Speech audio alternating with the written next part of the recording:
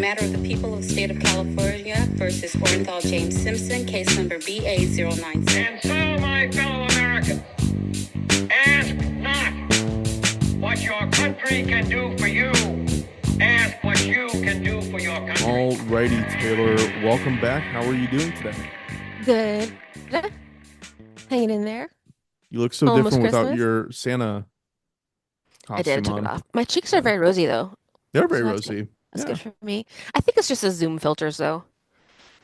And I have my ring light on because by the time it's like 2:30 in here, it's like pitch black in my office because I live next to a mountain and the sun goes down and it's like behind the mountain and I'm like, it's so dark. So I have to like put on every light I have, including my ring light. Otherwise, it's just literally really dark in here. So I don't have any lights in here, and it actually is dark in here right now. Like as in like it's night here. But I'm still lit up because I think that I have so Yeah. many damn screens and monitors staring at me that it lights me up like a little Christmas tree. That's true. I wouldn't be able to tell. There you go. Yeah. So it works. Sweet. Do you want to introduce us? Oh, yeah. Hi, everyone. Welcome to Doomed to Fail.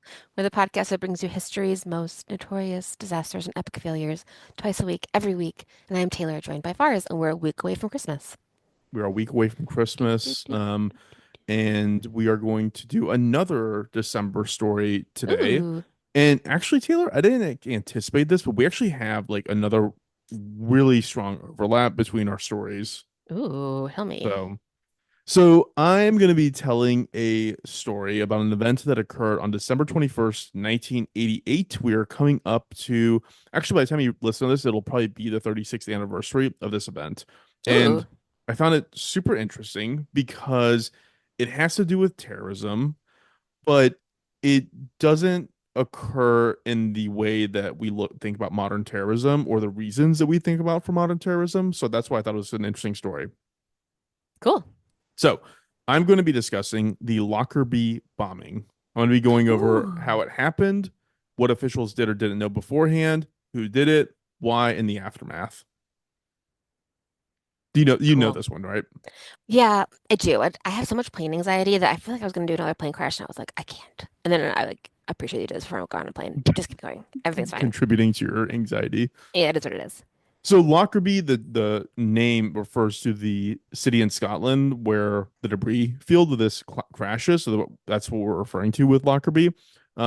Realistically, this is a flight called PanAm 103. Obviously, PanAm doesn't exist anymore, but at the time they were running routes between Frankfurt, Germany to London Heathrow to JFK in New York, ending in Michigan, Detroit, Michigan, which was the path for PanAm 103. That's what it was intended to do.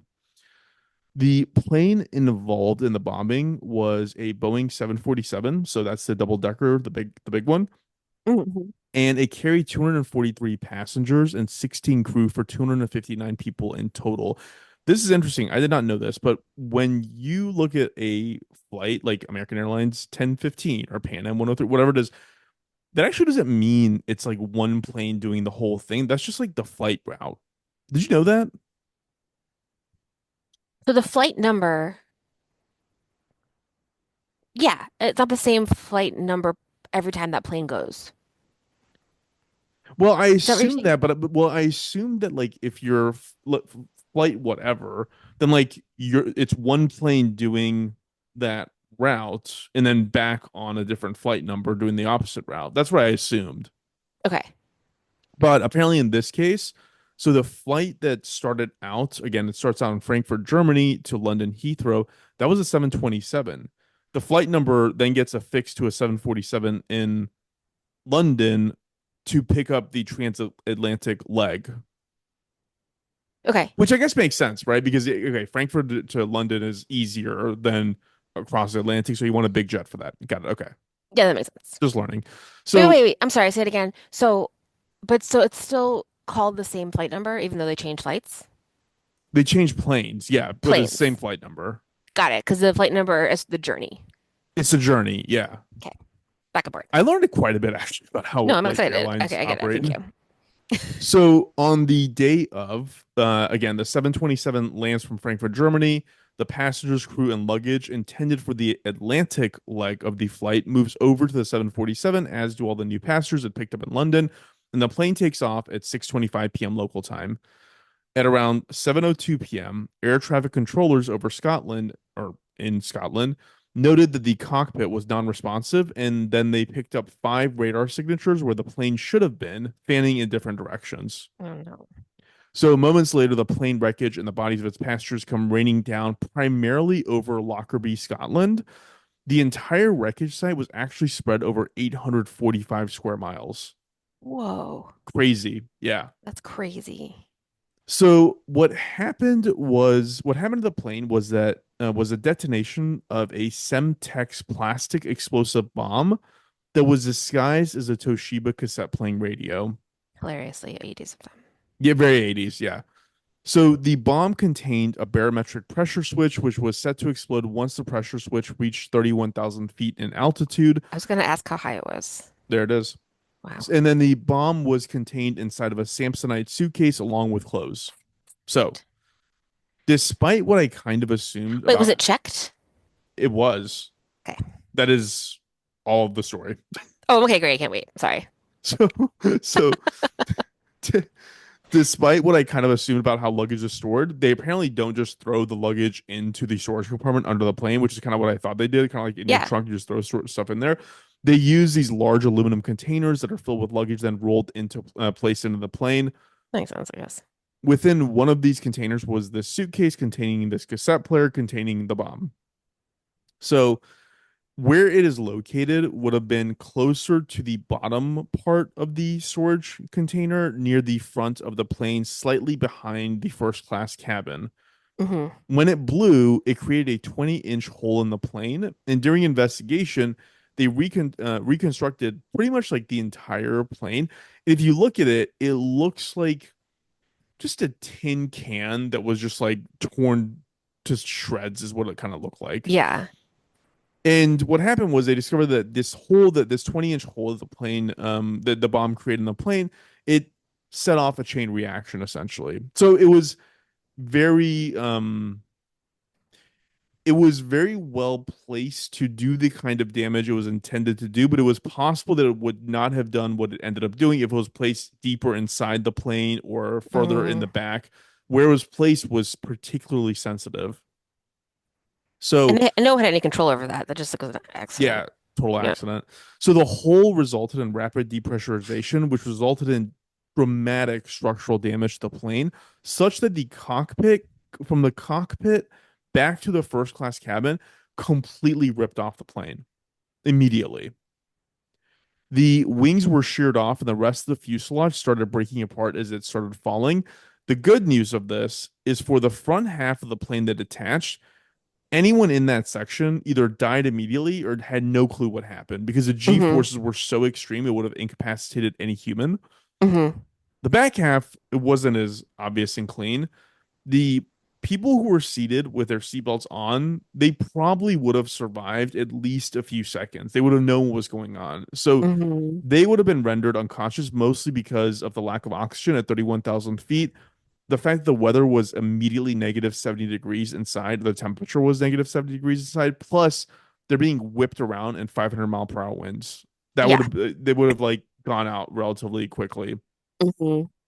There is they did find that it is presumed some people survived all the way to the ground, but it was like impossible they were conscious. Yeah. So once That's the good. Yeah, exactly. So once the plane made impact, its wings, which is where all the fuel is carried, landed in a neighborhood and caused a massive fireball. It killed another 11 people in Lockerbie. Oh Mostly no. people were just like in their homes. God, terrifying. Yeah. So by all accounts, governments and airlines actually knew that there was an impending threat. This is like 9/11 all over again. Ugh. So 16 days before the explosion, someone called a U.S. embassy saying that a PanAm flight from Frankfurt to the U.S. will be blown up in the next 2 weeks by a Palestinian freedom group named Abu Nidal Organization. Okay, well, that sounds pretty fucking specific. Right. Right. God damn it. Also, extremist members of the PLO, the Palestinian Liberation Organization, themselves also warned that they might launch a terror attack, mostly because the US and the PLO the leadership of the PLO were negotiating peace, and to like extremists, they were like, no peace, death to everyone. You know what I mean? Like it was one of those Yeah. deals. Several problems here. Problem number one, the warning 16 days before the attack was issued by the US government to every airline. And unfortunately, in this case, it was found the day after the bombing by a PanAm employee, like under a stack of papers. Like, so nobody read it. Nobody knew it was there. Oh my God. And this is even worse. The security screener who had x-rayed the suitcase in Frankfurt had never heard of Semtex or knew what it was until about 11 months after the accident. Wait, so why didn't they like expedite it to PanAm? Because it said PanAm. I don't know. Maybe it was just like, well, it's not 100% credible. It actually went to every airline. So PanAm, No, I know, but like if I could make sure that PanAm heard. yeah, yeah. Maybe they heard and just didn't get passed down. It didn't go. I didn't go into too much detail about that, but Yeah. I mean, they apparently had it, and but also sort of kind of did it totally matter because the security screener didn't know what explosives were. Yeah. I mean, yes. Sounds like it's That's gonna get actually the through. last part of this outline. This section, the outline I wrote down was like, even if they had the paperwork, it probably wouldn't have been useful because they wouldn't have been able to find the bomb because they wouldn't have been able to identify that Right. kind They of wouldn't have known what it plastic was explosive. Yeah. anyway. Yeah. So how'd the bag get on the flight? So this is the other thing I learned about air travel. So there's a concept amongst airlines called interlining, which is kind of like this accord and agreement between carriers on how they handle each other's customers, luggage, whatever, during layovers and transfers. It's like a Hmm. agreement that they're gonna do right by each other essentially. Hmm. So in the case of baggage interlining, if luggage is checked in one location and screened there, it is typically not subject to further screening by the receiving airline. I feel like that makes sense because they There's assume that it's in like a bubble of protection.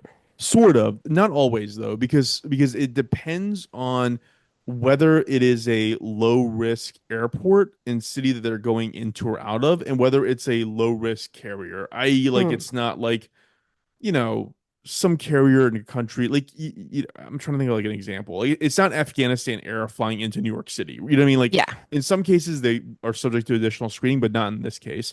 In the case of this suitcase, it was checked by Air Malta from a Malta airport in Frankfurt, or sorry, to Frankfurt. So Okay. that was the origination point. So who did this?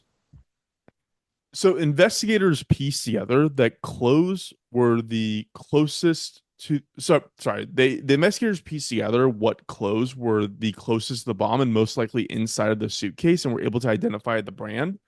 Oh, Was cool. Yorkie is the name of it, and they found a made in quote tag stating that an item in the suitcase was made in Malta. Kind of piecing this together, they tracked down Yorkie clothing and they provide them samples of trousers that were recovered, and they were able to say they could determine what store it was likely sold in the past couple of weeks, which is Cool. like kind of nuts to me. So they settled on this one store in Malta called Mary's House and talked to the owner, a guy named Tony Gauchi. And Tony would tell investigators that he sold the trousers 2 weeks ago to a man who looked Libyan, spoke Arabic, English, and Maltese, and who didn't particularly care what he was buying, what size they were, any of that stuff. Tony also described him buying other items that investigators knew were also in that suitcase. So That's police would weird. come. I'm What? sorry, I just have a thought. I feel like wouldn't you like why would you have to buy new clothes for that? I guess you don't want them to have anything to do with you. I don't know. That's a good point. Because I feel like you could just like shove your old clothes in there. Like, literally, who cares what's in there? Yeah, they didn't have DNA back then, I don't think. Like they, Yeah. yeah, weird. I never thought about that. Yeah. Um, so police would come up with a composite sketch of this customer using Tony's description. They would also discover that on the same day and time that the suitcase was checked at the Malta airport, a flight was leaving there for Tripoli with a man named Abdel Basset Al Megrahi. And he was on board, and he also was using a false passport, which is different than a fake passport. I'll explain that here in a minute. Ooh, McGrahy fit the description given by Tony of the customer in his shop. And so, in addition to that, the timer that was used for the detonator was linked to a Swiss company that made timers exclusively for use by Libyan intelligence And Megrahi was a known Libyan intelligence officer. Huh. So this is kind of like piecing this thing together. Mm-hmm. Um, Also, as an aside, in March of 1990, the Czech president, a guy named Václav Havel, disclosed that they had also provided a ton of Semtex explosive plastic to the government of Libya. So it was all kind of honing in on Libya, essentially. Yeah, yeah. So eventually, Megrahi and an accomplice, a guy named Kamin Fima, were arrested and tried for the bombing. Fima, the accomplice, was acquitted for lack of evidence, but Megrahi was found guilty and sentenced to life in prison in Scotland. This is all going on in Scotland. Remarkably, 8.5 years into his sentence, he was diagnosed with terminal cancer, and Scotland released him on grounds of compassionate release. And in August of 2009, he was flown back to Libya on Muammar Gaddafi's personal jet. I remember that. That's Yeah, wild. wild. He would undergo medical treatment for his cancer. He would ultimately die on May 20th of 2012. Obama came out and was like, "This is insane. I can't believe you guys are doing this. Like, why are you doing this?" Yeah. So he actually claimed innocence on his part, and he did the OJ thing of saying he's going to catch the real culprit one day. Mm-hmm. His family actually continued that after his death. But that being said, he might actually be innocent because under what circumstance would you release a guy who had killed nearly 260 people, right? Like it makes no sense why they did this. There's Yeah. some other things I learned that don't really prove that he didn't do it, but at least like it kind of casts doubt on whether he did or not. One thing I read is that a lot was made of him using that false passport in Malta. So a fake passport is literally a fake passport. Like it's just is bullshit that you print yourself or Yeah. have printed for you. A fake false passport is a real passport that is issued by a country. So a lot of times intelligence agencies will issue false passports for obvious reasons to conceal the identity of what people are doing when they're traveling for official government business, right? So apparently at this time, so little bit of background, Libya is like a Muslim country and it's not known for decadence or like gratuitous like sexual things. Like it's not known for that. Mm-hmm. Malta was. Malta was considered kind of like a decadent place, like a sexy kind of a place. And this guy, Megrahi, was married. And they were religious, and he knew he was going to go to Malta. And some of the arguments I read about this were he used his false passport, which he shouldn't have used if he was flying for personal reasons, because he was leaving his real passport at home. So his wife doesn't think that he's going to Malta to do probably cheating stuff there, is like Got the it. argument. Sure. The other thing I read was about this Tony Gauchi guy, the shop owner, and there were some inconsistencies with his story. He had said, so I guess in Malta, it's like, I mean, I guess like any other city here in the U.S., this all happened in December, and when investigators had asked him if like they were trying to get a timing of this thing, they're like, your memory's probably not 100%. Let's figure out Mm-hmm. what some markers are that we can kind of base Yeah, this I on. feel like his stuff was like, how would you know that guy spoke three languages? That's weird, right? I thought Like, about that's that super too. weird. Like, I feel like that doesn't come up with and when I'm selling someone pants. Like if I'm in Malta, I'm Maltese, and some guy's speaking Maltese to me, maybe at most he gets a phone call and he takes it in Arabic or in English. But like, also he wouldn't take a phone call because he has no cell phone. Right. He's like, yeah, exactly. That's just like a So how do weird, you know that? it's a weirdly specific thing to know. But here's the thing. So what he said, as investors are trying to like get him to like give us some details that we can hone in on timing. The city government in this part of Malta, they do a bunch of Christmas lighting around town, which is like any city does. Hmm. And he specifically stated when this guy was in his store to buy clothes, there was no Christmas lights. They go back, they check the records, they realize that the guy, so they go back to check that the date that the lights go up. Like the city has records of when they start putting lights up, when the lights go on, all that stuff. Hmm. This guy was for sure in Malta on this false passport after the Christmas lights were strung up. So they Okay. know for sure your memory's not, it's hazy or wrong on this piece. Um he apparently also had seen a photo of Megrahi in a magazine after the bombing, and that was done, and then days later he had to positively identify him like in a lineup. And so Ugh, I can't trust that was anyone. another piece of it. Was he supposed was that guy supposed to be on that flight? No, no. Then It how did was his the luggage get on it? so damn, I should have honed in on that, Taylor. I did not hone in on that. But like it was the only unaccompanied piece of luggage on that flight. And Why was that even a thing? I don't know. Unless it was like maybe it could have been like a what's it called? Like a commercial thing where it's like just send this stuff on my like Yeah, you I know what I mean mean? my he's like sending it 'cause I know my luggage has definitely traveled without me before, you know, but it was like a Same. mistake. It wasn't Yeah. like Yeah. on purpose. That happened to me in Mexico City. Like I had to I go know. there I the feel next like just day. happened to you, right? Yeah, literally like Ugh. 2 months ago. Oh, God, it's the So worst.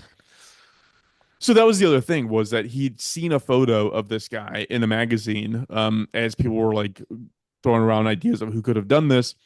After the trial, the Scottish official who oversaw the case called Lord Advocate, which like man, that is so over the top, but kind I of know.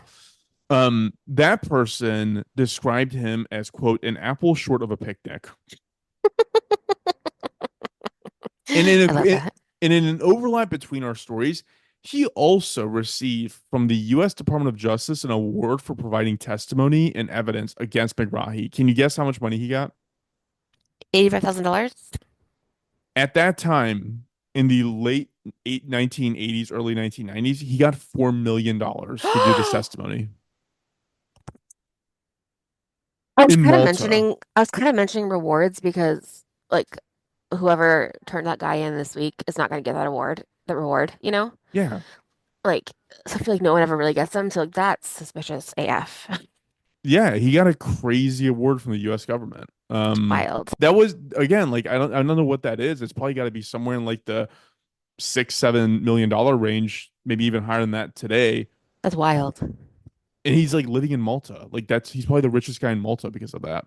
Yeah, dude.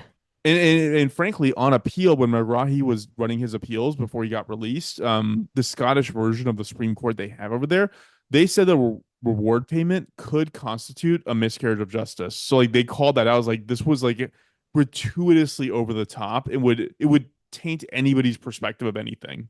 Yeah, I mean, the crime is horrific. You know, like what was it like I was looking up 270 people Yeah. died, like terrible.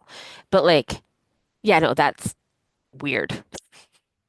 Taylor, for $4 million, I would tell anybody that you did whatever crime they told me to 100%. tell you. Like, As far and as yeah, gift, I thought that guy suspicious, suspicious. yeah, I wouldn't even blame you. I wouldn't like if you did it to me, I'd be like, fair play. Yeah, yeah, I'm in jail. So, regardless, Wow. the one thing that we do know though is that Libya was at fault for this. The reason being is that Muammar Gaddafi in 2003 literally stated that they were responsible for this. Hmm. Um, and they paid out some fines to people. But there's some like weirdness around that too, because the reasoning behind why they would have done this is also a little bit like suspicious. Like we don't know for sure why they would have done this. There's some guesses that the U.S. intelligence community has. So one is that it is presumed that this has something to do with airstrikes the U.S. launched in Tripoli and Benghazi in Hmm. response to an attack in Berlin performed by Libya that killed two U.S. soldiers. Also, that airstrike specifically targeted Gaddafi himself. Like they were trying to kill him with airstrikes, which is like crazy to think about right now. Yeah. But it also could have been meant to serve as kind of like a middle finger to Western powers at the time because around this time is when the IRA, the Irish Republican Army, was Hmm. actively fighting in the UK and ended up with the establishment of North Ireland.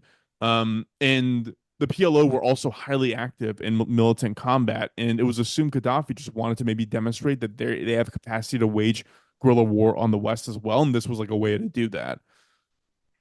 Yeah. It reminded me when you said Libyans, that the Libyans were like remember in Back to the Future when Of he's trying to course, do it? Like that was like a big thing. That was 1985. So like, yeah, that's like obviously happening. that scene, like I saw that way too young. I saw that and was like, it's. I had nightmares Yeah. forever about Yeah. how Doc was killed. Well, he wasn't killed, but you know. Yeah, yeah, yeah. No, you know what you mean. So there was also another situation which I never knew about, which is absolutely crazy. The U.S. under Ronald Reagan, this is presumed accidentally, but we don't know, obviously. They shot down an Iranian passenger plane, killing 290 people. Whoa. And they say it was an accident. I didn't go too into the weeds on that one, but they say it was an accident. Iran Oh, obviously feels differently. this is definitely, and we didn't start the fire because there's definitely terror on the airlines. It's like a whole thing. Great, we can connect. Thank God we can connect that dot. Um, and the other idea was that this could have been Lockerbie could have been a way for Gaddafi to show like solidarity to Iran to like gain allegiance there, due to a number of sanctions being passed by the U.S. That's kind of the whole story. It's a weird one because we don't have any 1,000% proof of who did it Like, do they or have, like, why would this guy have done it? Just well because he because was he's like, because he's a Libyan intelligence officer working for the government, and if Gaddafi wanted him to do it, then he did it. That's kind of he the did idea. it. So if it wasn't him, it was somebody else who had like the same job. Probably. Yeah. Yeah. Yeah. Again, And he obviously like, didn't do it by himself. no, he definitely didn't do it by himself. I so the Scottish government, in the aftermath of this, it seems like there's probably been more focus on the potential that he didn't do it Hmm. because the $4 million payout and the fact that his testimony was the key biggest thing. There's a lot of their details here I kind of Mm-hmm. left out, which is like his description also really didn't fit this guy. Like, yeah, he described a Middle Eastern guy, but he also described a guy who was like in his 50s, and this guy was like 30 when this happened. Yeah. And he described him as having like a very, very abnormally large head, and the guy was like normal looking. Like there was just like Mm-hmm. things that are in discrepancy, but also like my if you would ask me what I had for dinner 5 nights ago, I don't know. Like I mean, No, like, totally. Witness testimony is wild. Like you can't remember anything. but which is why you probably shouldn't incentivize it with a $4 million bounty, right? Like Yeah. you'd say anything at that point. And like, are you putting yourself in any danger by turning that guy in, or they just like need you to do it to get it over with? No, 'Cause I I guess think if this you, guy, yeah, I don't think he was in any danger. I think he was yeah, just like cool. He lives in Malta. Like, who cares? yeah, that sounds nice there. It does sound nice there. Um, but yeah, that was the worst air disaster in Scottish history. And until Tenerife, it was the deadliest, involving just like planes. Wow, Yeah. that's wild. Poor people. Poor Lockerbie. They didn't deserve that. They didn't weren't even involved. Yeah, Like all that of a was sudden, it's also like raining down on their town. that was the other thing that was interesting. It reminded me a lot of like the Ed Gein story, which is like in small towns when crazy things like this happen, It's like all you have. well, there's no resource for it. Like you don't Hmm. have the resource. Like, wait, so you're telling me in Scotland, who has zero aviation history, I got to rebuild from scratch a blown apart 747? Like it's, the other governments have to get involved in this kind of stuff. Also, because of the footprint of the wreckage, over 800 square miles, like it was Yeah, way beyond their own individual resources to be able to collect all this stuff. totally. But you Um, can see pictures of it. You can see the reconstruction, and it's like crazy how much they put together. I know. That's a lot. Yeah. Yeah. So, so yeah, that's my story this week. I thought it was kind of interesting. Originally I'd asked ChatGPT to come up with disaster stories for Christmas or Christmas Eve, and it gave me Mm, this, and I was already like 90% done with the research. I was like, wait, I never wrote down the date of this. It was like December 21st. Like, shit. Oh well, close enough. close enough. Yeah. Close enough. Um, cool. Well, thank you for sharing. That is definitely scary. Also, Muammar Gaddafi, if we don't know, he's been killed. Yeah, but like very recently. 10 years 2019. ago? Less than that then. It's very It was recently. less than 2019. 2019 was 5 years ago, right? That is true. He was killed in 2011. Oh, well, okay. Well, further away, but still. Yeah, he was also an absolute crazy person.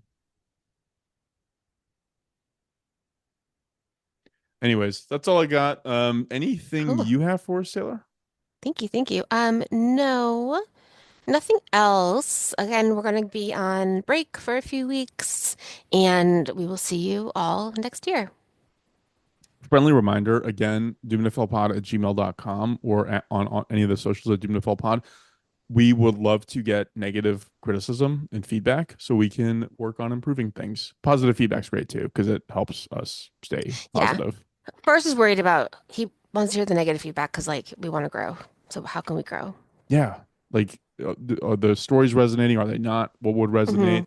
Is my voice doing it for you or not? Like whatever it is, just any feedback, we'll take it. Yeah. I'm going to try to talk about all of our episodes on TikTok. So I went back to episode one and like kind of brought it up, and I'm going to keep pushing those to social media, and hopefully that will get us a couple more listeners as well. There was a post office worker who commented on my post on about I think episode one on TikTok, and they were like, "I need something new for my route. Let me download all of these now." So thank you. Yeah, thank you. That's awesome. And yeah, if you are looking for something to listen to, keep us in mind. Tell your friends. We got lots of stuff. Sweet. This is episode 161, so We're getting up there. yeah, pretty great. Anything else? No, Merry Christmas. Happy New Merry Year. Christmas. Happy New Year. We'll see you all on the other side of it. Thanks, Taylor. Thank you.